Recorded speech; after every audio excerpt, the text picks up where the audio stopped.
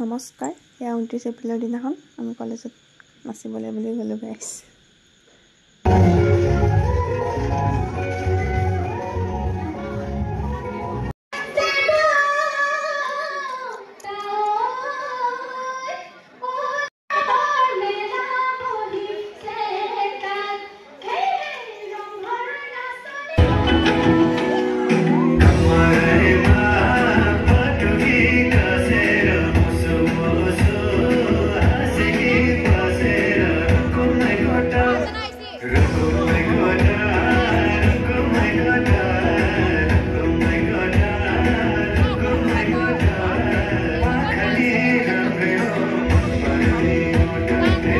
এতিয়া আমি ঘৰলৈ যাবলৈ ওলালোঁ।